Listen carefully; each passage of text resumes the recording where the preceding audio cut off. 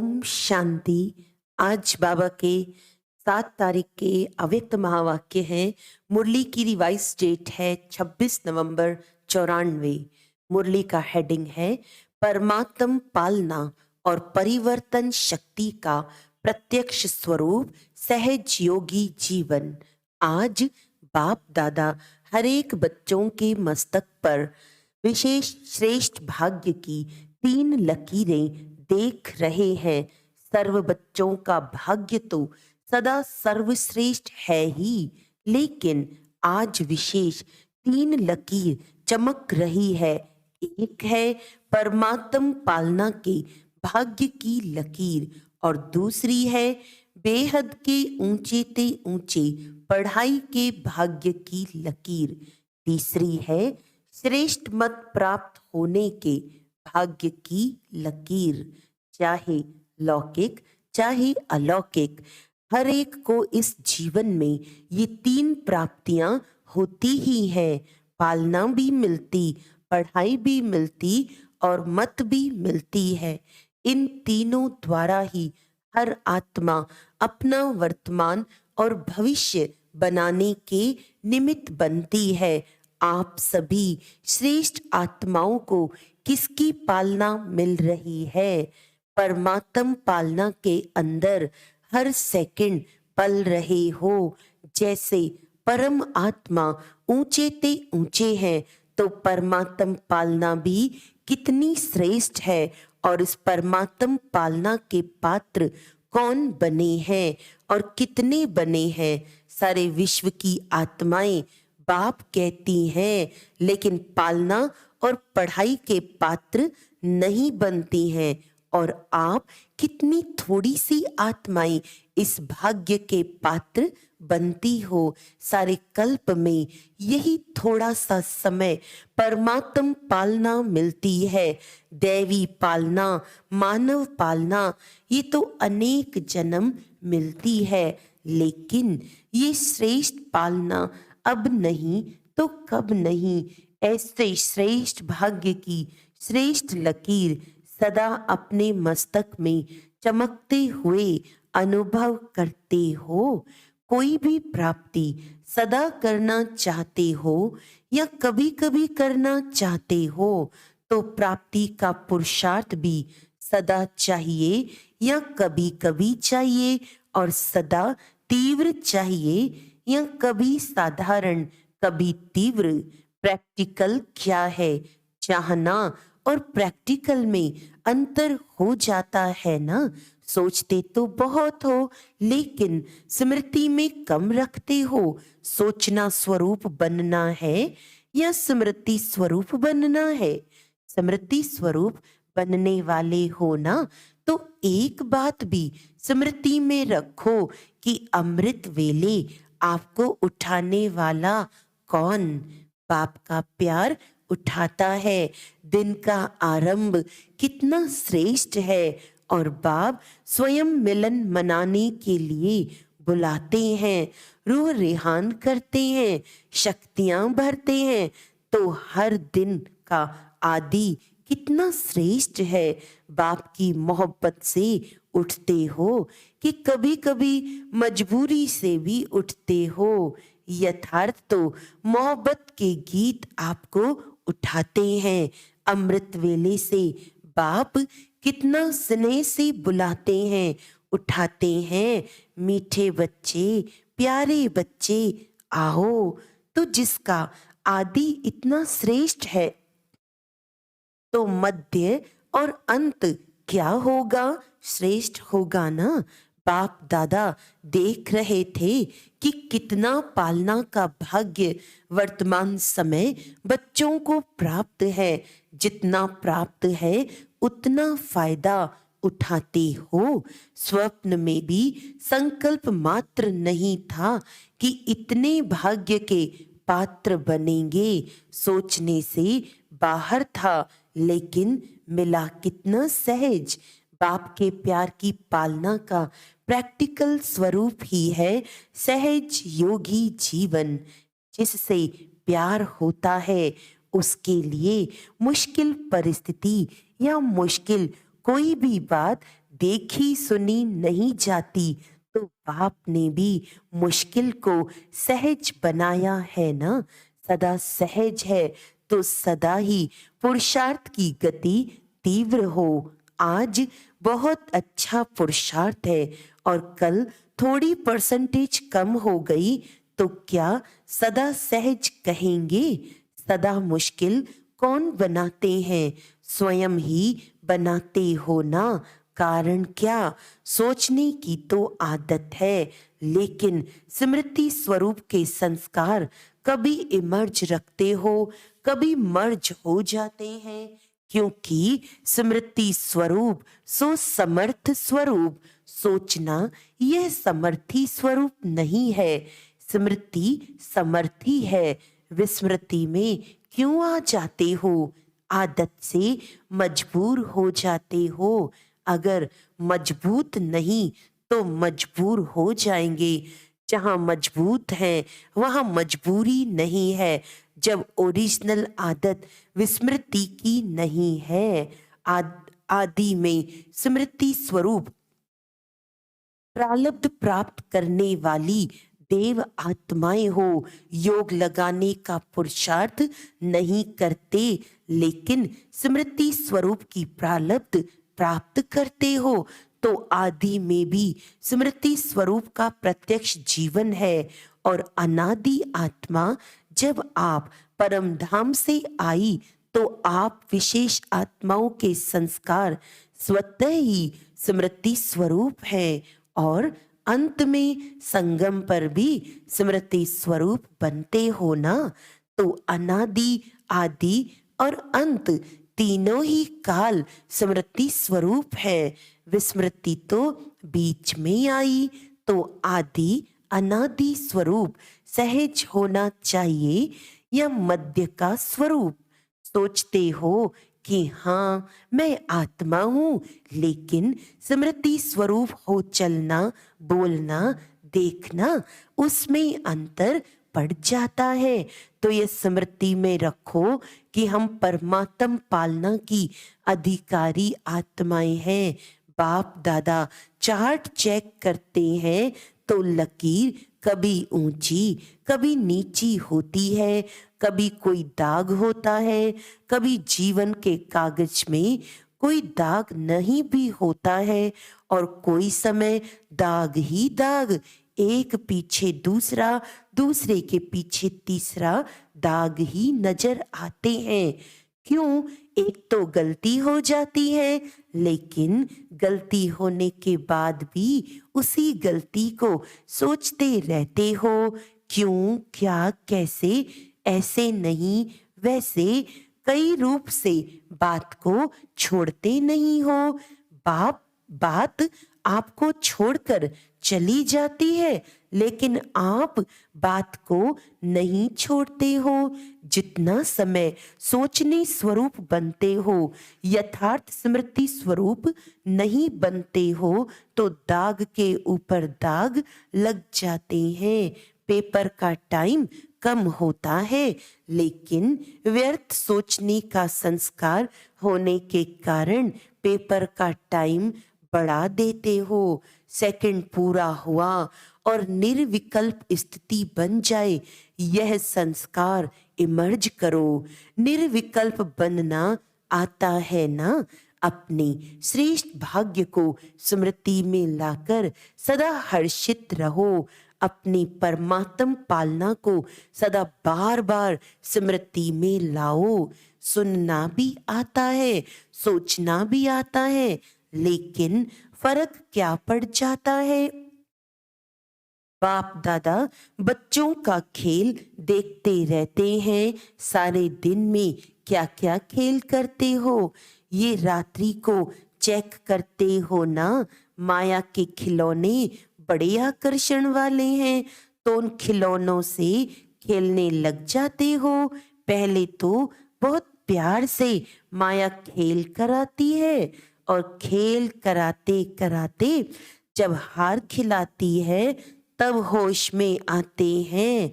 Majority में एक विशेष शक्ति की कमी रह जाती है।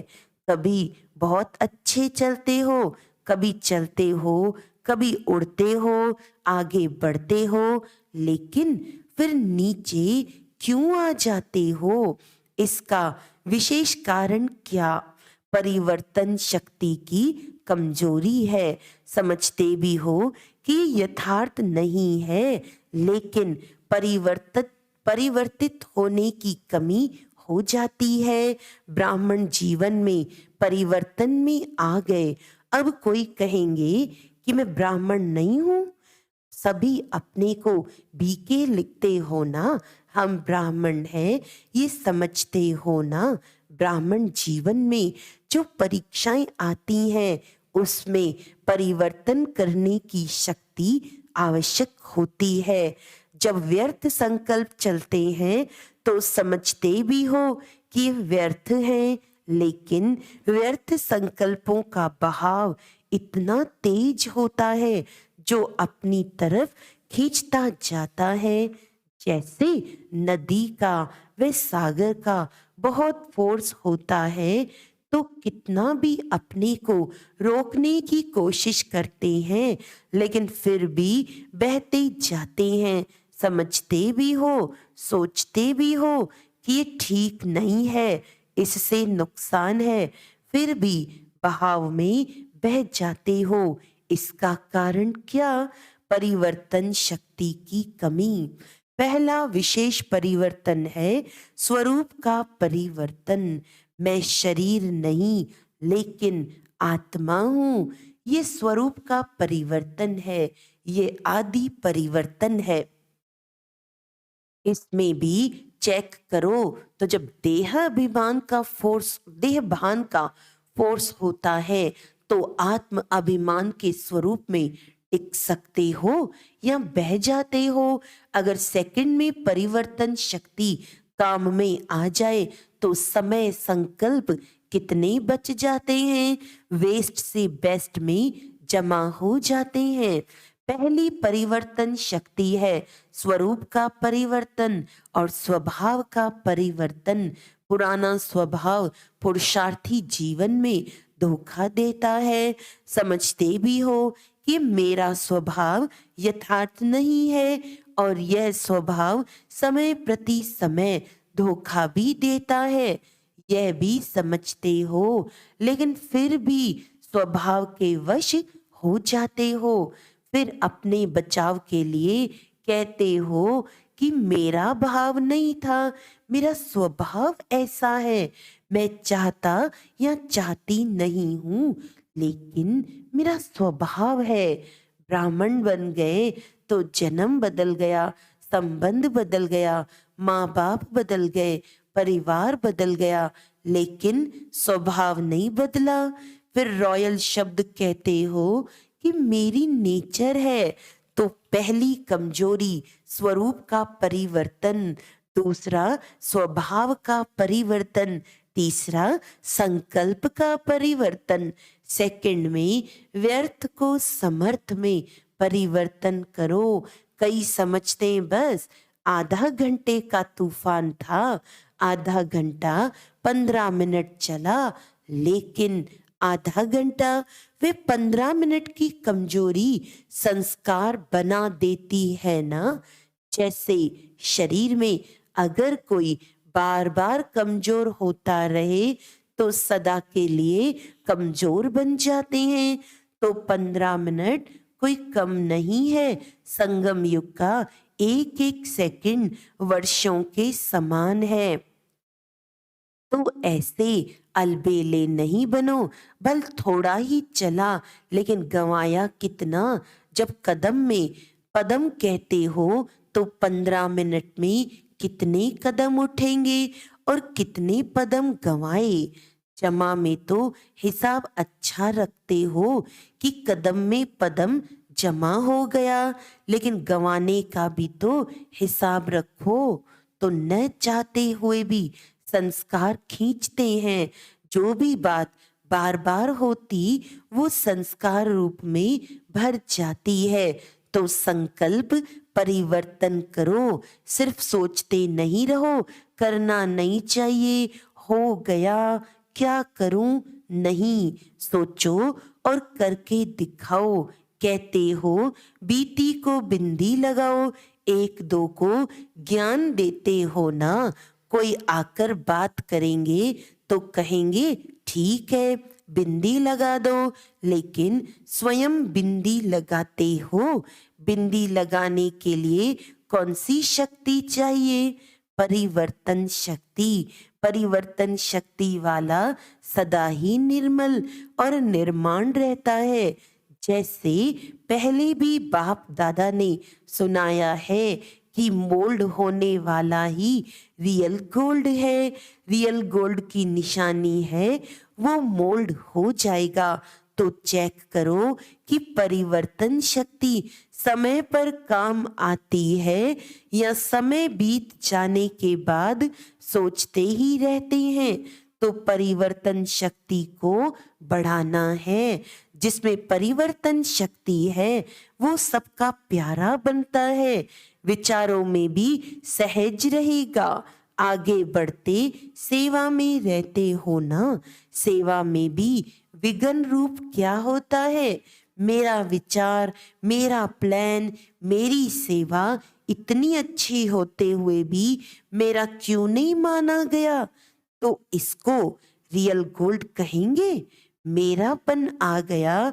मेरापन आना अर्थात एलॉय मिक्स होना। जब रियल गोल्ड में एलॉय मिक्स हो जाता है तो वो रियल रहता है, उसका मूल्य रहता है। कितना फर्क पड़ जाता है। तो समय और वायुमंडल को परखकर अपने को परिवर्तन करना, इसकी आवश्यकता है। मोटी मोटी बातों में परिवर्तन करना तो सहज है, लेकिन हर परिस्थिति में, हर संबंध संपर्क में समय और वायुमंडल को समझ स्वयं को परिवर्तन करना, यही नंबर 1 बनना है। ये नहीं सोचो कि फलाना भी समझे ना, ये भी तो परिवर्तन करे ना। सिर्फ मैं ही परिवर्तन करूं क्या? जो ओटे सो अर्जुन।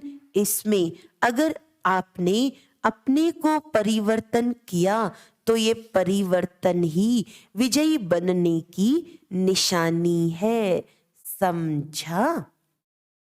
अच्छा, चारों ओर के सर्व सदा स्मृति स्वरूप आत्माओं को सदा सेकंड में परिवर्तन शक्ति द्वारा स्व परिवर्तन करने वाली श्रेष्ठ आत्माओं को, सदा सहज योगी अनुभव करने वाले अनुभवी आत्माओं को, सदा बाप के समीप और समान बनने के उमंग उत्साह में रहने वाली सर्व आत्माओं को बाप दादा का याद प्यार और नमस्ते। हम रूहानी बच्चों की रूहानी बाप दादा को याद प्यार, गुड मॉर्निंग, नमस्ते नमस्ते नमस्ते जी। फिर बाबा ने टीचर्स के प्रति कहा, सभी टीचर्स तो सदा ही ज्ञान स्वरूप स्मृति स्वरूप है ही, क्योंकि जैसे बाप शिक्षक बनकर आते हैं तो बाप समान निमित्त शिक्षक हो। बाप जैसे नहीं हो लेकिन निमित्त शिक्षक हो। तो टीचर्स की विशेषता निमित्त भाव और निर्माण भाव। सफल टीचर वही बनती है जिसका निर्मल स्वभाव हो। अभी निर्मल स्वभाव के ऊपर विशेष अंडरलाइन करो।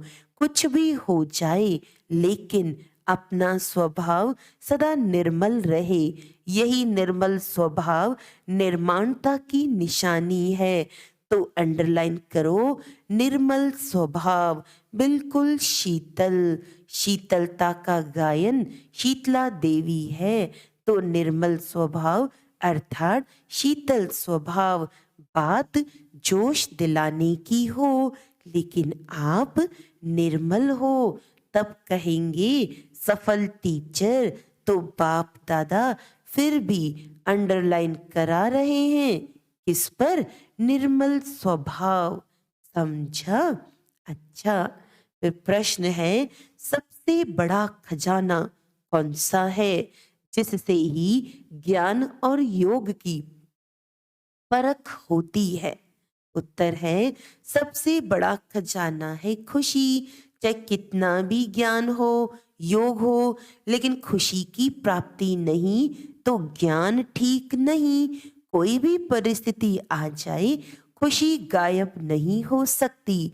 अविनाशी बाप का अविनाशी खजाना मिला है, इसीलिए खुशी कभी गायब नहीं हो सकती।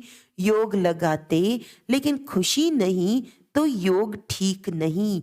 आपकी खुशी देख दूसरे आपसे पूछें कि क्या आपको मिला है। यही ज्ञान और योग की प्रत्यक्षता का साधन है। दूसरा प्रश्न है, किस लगन के आधार पर विघ्नों की समाप्ति स्वतः हो जाती है। उत्तर है, एक बाप दूसरा न कोई। इसी लगन में मगन रहो तो विघ्न टिक नहीं सकता। विघ्न है तो लगन नहीं। विघ्न भल आए लेकिन उसका प्रभाव न पड़े। जब स्वयं प्रभावशाली आत्मा बन जाते तो किसी का प्रभाव नहीं पड़ सकता। जैसे सूर्य को कोई कितना भी छिपाए तो छिप नहीं सकता, सदा चमकता रहता है। ऐसे ही प्रभावशाली आत्माओं को कोई भी प्रभाव अपनी तरफ खींच नहीं सकता। तो सदा एक बाप दूसरा न कोई, इसी लगन में मगन रहने वाले, यही विशेष संगम युग का वट अनुभव है। अच्छा, वरदान है, स्नेह की लिफ्ट द्वारा उड़ती कला का अनुभव करने वाले अविनाशी स्नेही भव। मेहनत से मुक्त होने के लिए बाप के स्नेही बनो। ये अविनाशी स्नेही अविनाशी लिफ्ट बन उड़ती कला का अनुभव कराता है। लेकिन यदि स्नेह में अलबेलापन है तो बाप से करंट नहीं मिलती और लिफ्ट काम नहीं करती। जैसे लाइट बंद होने से, कनेक्शन खत्म होने से लिफ्ट का सुख की अनुभूति नहीं कर सकते। ऐसे स्नेह कम है तो मेहनत का अनुभव होता है। इसीलिए अविनाशी स्नेही बनो। स्लोगन है, शुभ संकल्प और दिव्य बुद्धि के यंत्र द्वारा तीव्र गति की उड़ान भरते रहो। अच्छा, आज का अव्यक्त इशारा है, जैसे मधुबन में ब्रह्मा बाप के कर्म साकार में होने के कारण इस भूमि में तपस्या, कर्म और त्याग के वाइब्रेशन समाये हुए हैं। इसीलिए यहाँ हरेक सहज अनुभव करते हैं कि ये संसार न्यारा है। ऐसे आप बच्चे भी जहाँ रहते हो, जो आपका कर्म क्षेत्र है, वहाँ आप द्वारा बाप समान गुण, कर्म और श्रेष्ठ वृत्ति का वायुमंडल अनुभव में आए। अच्छा, ओम शांति।